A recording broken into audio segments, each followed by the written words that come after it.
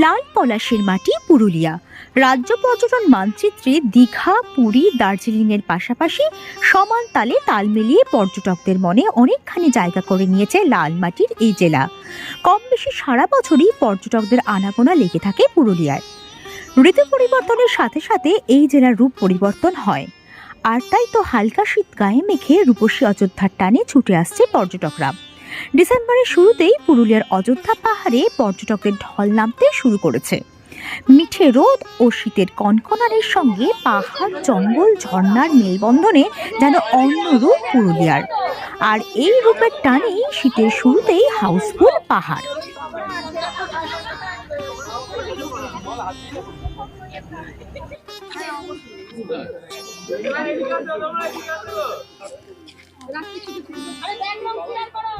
অতীতে পুরুলিয়া ঘুরে গিয়েছেন এমন পর্যটকরাও আবারও আসছেন এই জেলায়।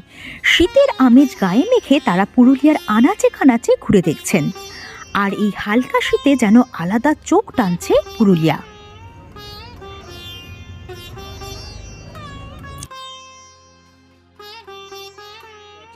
আমার এই দ্বিতীয়বার আসা, ঠিক আছে। পুরুলিয়া শহরটা যে এত সুন্দর লাগছে, পুরো এই পাহাড় পর্বত দেখে, এই ড্যামগুলো যে এত সুন্দর ড্যাম সব, মানে অন্যান্যবার থেকে আমি গত বছর এসেছিলাম তা এত পরিবর্তন দেখিনি। এই কয়েকটা বছরের মধ্যে খুব পরিবর্তন হয়েছে।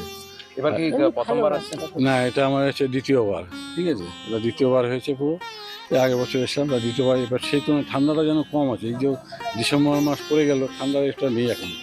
তা ঠান্ডার মৌসুমটা বলছে রাতে দিয়ে আনি, ঠান্ডাটা পড়ে বেশ ভালো। তা সেই হিসেব করে এই ওয়েদারটা যে লাগছে খুব ভালো লাগে, সৌন্দর্য। এই পুরুলিয়ার টানেতে আমাদের আসা, কলকাতা থেকে এসেছি, ঠিক আছে।